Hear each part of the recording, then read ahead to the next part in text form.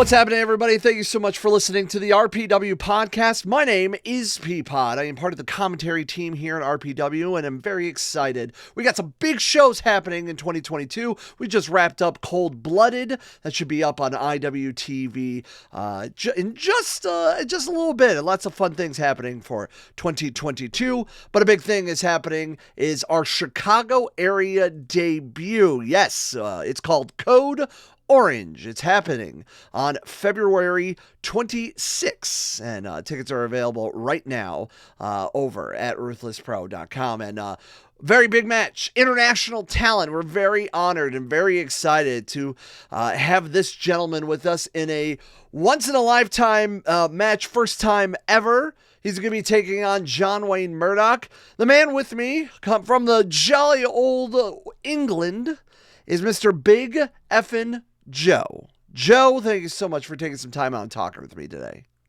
No worries. Happy to be here. Excellent. I'm very, very excited.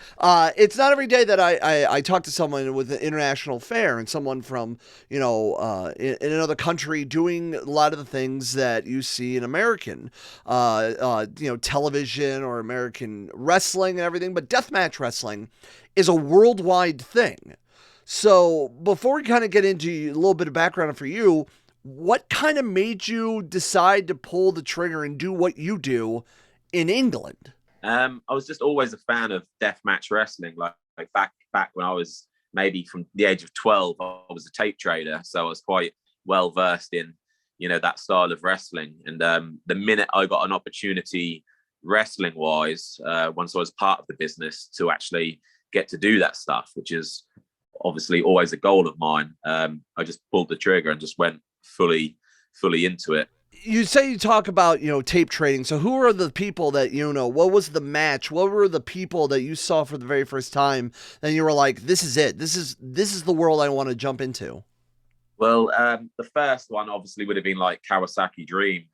Obviously the first seeing the Foley in the Raw magazine covered in claret, and then I had to hunt that tape down. And from there, there was a slippery slope into promotions such as CZW, IWA, Mid-South, going back to Big Japan, FNW. I always hear the crazy stories about, FMW and everything, and it's a shame that I didn't get into that world of wrestling until maybe a little bit when I was a little bit older. I'm in my 30s now, and I got just in the past few years just got back into the pro wrestling world, and now being a part of a company like this, and seeing a little bit when I first discovered the independents, and seeing some of those things maybe in the mid 2000s when Ring of Honor was probably the biggest company on the independent scene. But then you learn about CZW, and you, like you mentioned, IWA Mid-South, Pro Wrestling Guerrilla, and then learning more about, overseas, because like once you open that door that there's more wrestling beyond what's on television, you're open to so many different casts of characters and interesting matches, and just like and the world of deathmatch is the first time you see somebody get a bundle on the side of the head, it changes the way you look at wrestling. It changes the way you see these men and women do this sport. Yeah, I find just obviously when I first started watching it as a kid, and aesthetically, it's very pleasing to see the glass and the fire, and it's just a cool visual. I think that's what drew me to it in the first place. So did you decide to like just go into wrestling and then you saw the death matches and then you kind of changed your style, or was it always I want to get into wrestling because I want to learn the basics, I want to learn how to do this, and then go and fuck people up? Yeah, sadly, all I ever wanted to do was get into wrestling. So I knew that as a 12-year-old, when I was tape trading 12, 14, 16, I knew eventually I would get into wrestling. And in a dream world, I would have got into deathmatch wrestling sooner. But in England, it wasn't really a thing. The scene was a lot smaller. There was original like Iceman, who was like a trailblazer back in the UK. But death matches were few and far between. So it wasn't really an option until with working with Rise, we got to kind of not book our own shit, but, suggest things and they'd get listened to and sort of push the deathmatch scene a bit more. So the idea of wrestling in the European countries and England, it's that more of quote unquote world of sport. Your technical wrestling, your hard striking, things of that nature, like the world of like death matches and doing what even some people in the States think is could be quote unquote violent and stupid and dangerous. What it was not a thing. Not really. I mean, it existed to an extent, but very, very rare. Um, and it definitely wasn't something that was genuinely accepted at the time. Now it seems like flavor of the week. I think this is the golden era of deathmatch wrestling, personally. But now it seems quite accepted, and a lot of promotions are running over 18 shows and things like that. I think with the pandemic, and we've talked about this in past episodes, that deathmatch wrestling really kind of kept the fire going in a time where everybody couldn't go and see their favorite sporting events. You'd be lucky if you could see something. WWE on television was in a closed area. AEW slowly started putting people in, but they were in an outdoor venue. But like the deathmatch world, where you can separate people and or you could put them like kind of ICW did in the pit fighter, or you guys be in the parking lot inside your cars, and then people would wrestle in front of like a drive-in theater. Like those are the people that really took the situation they were in and really changed it up and made it, like you said before, a golden age now of deathmatch wrestling. I think as well, because obviously deathmatch wrestling is like the bastard child of wrestling, so it's kind of a bit more sleazy, a bit more outlaw.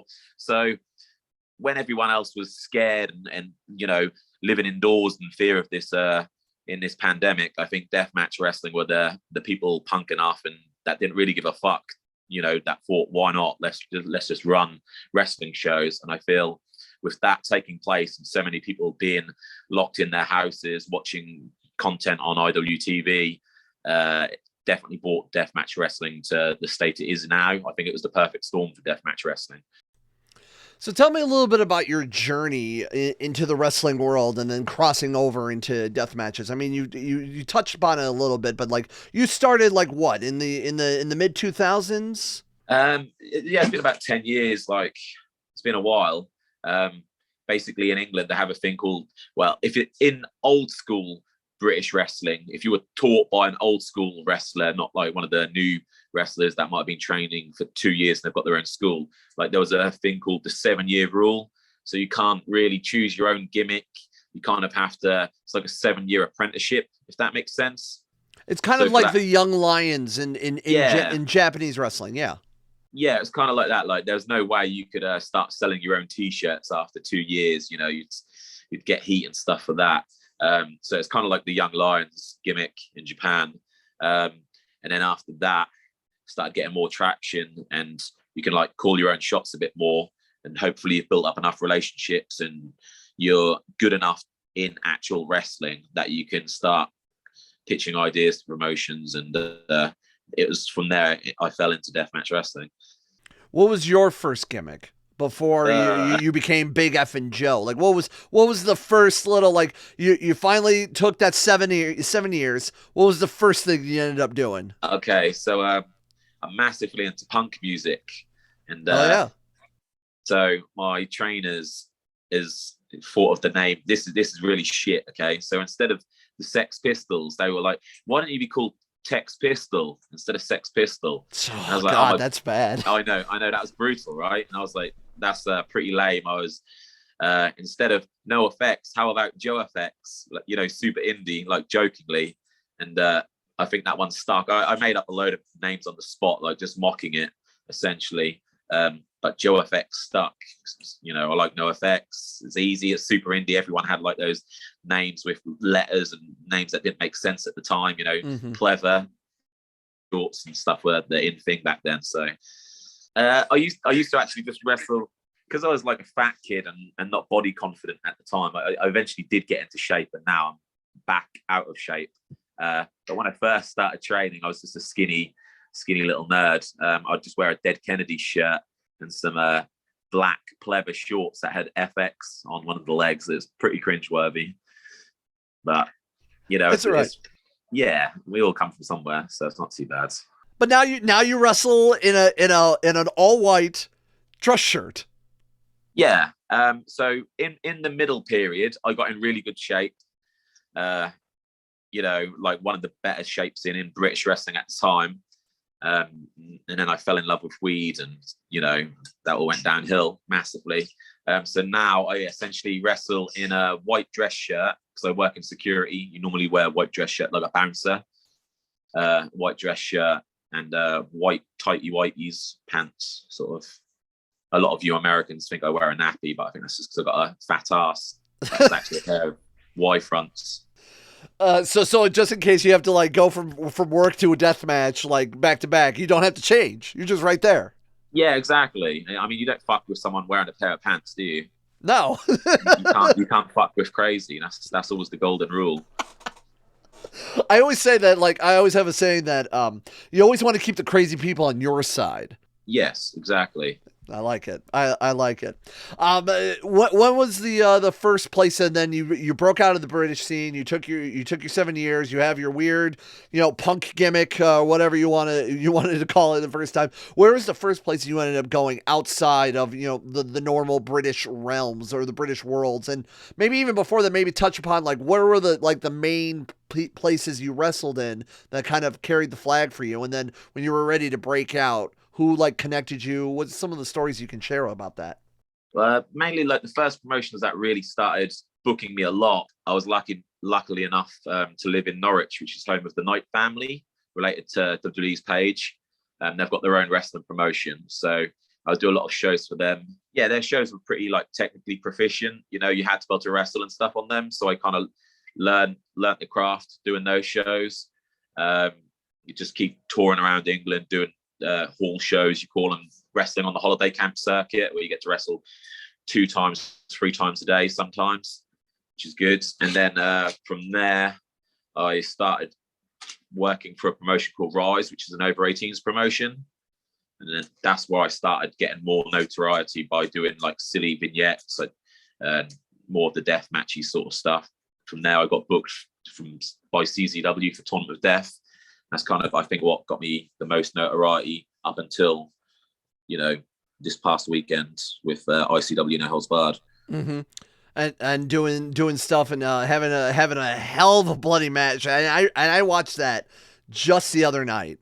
I'm still bleeding from it. Yeah, I could imagine. It was hectic, and you're facing someone that, in my opinion, is probably the guy in 2022 with Hoodfoot Mo Atlas. So yeah, he's had a crazy breakout year.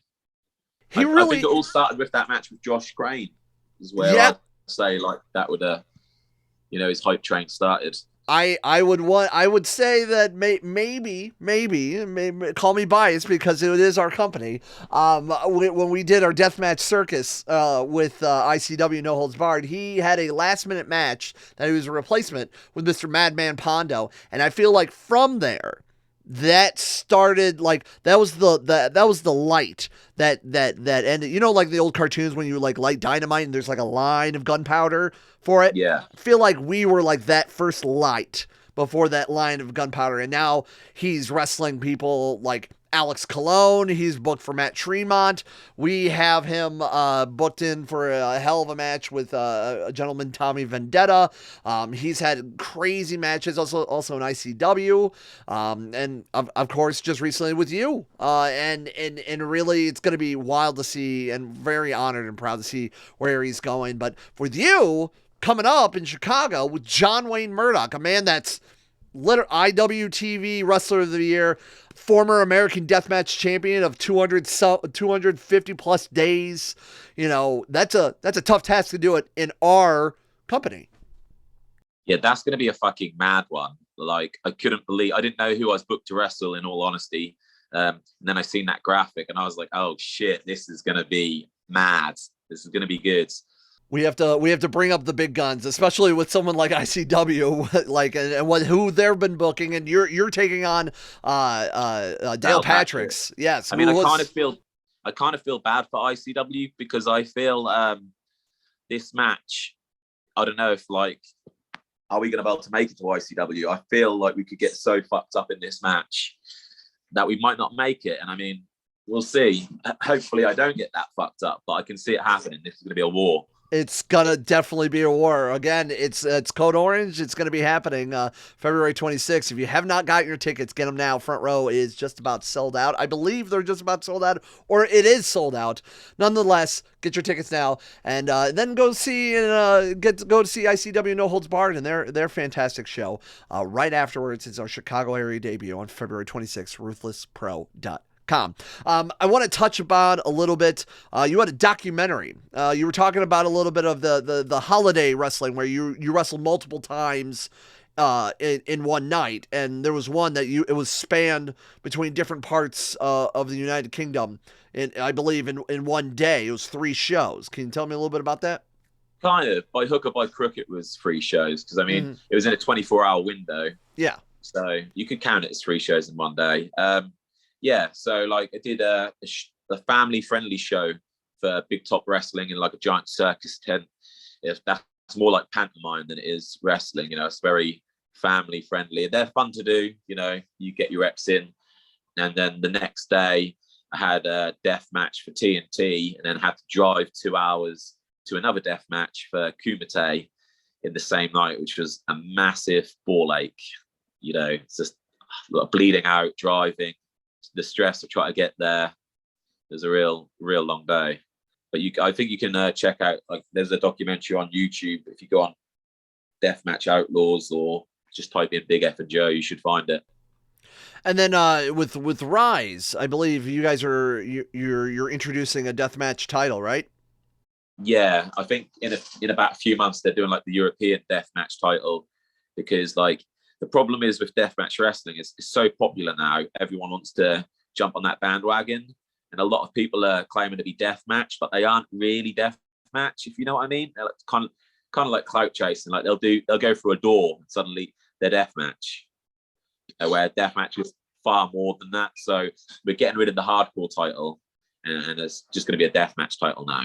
So then define me, like, where's the line then? Where is something that you're doing like hardcore spots, and then where's the line in your opinion that you're a deathmatch person? I think the reason they're changing it, and I can kind of see why, is because like in England, there's people that have been they've called themselves like being in this death match, and the only weapon that's been in the match is like a Singapore cane.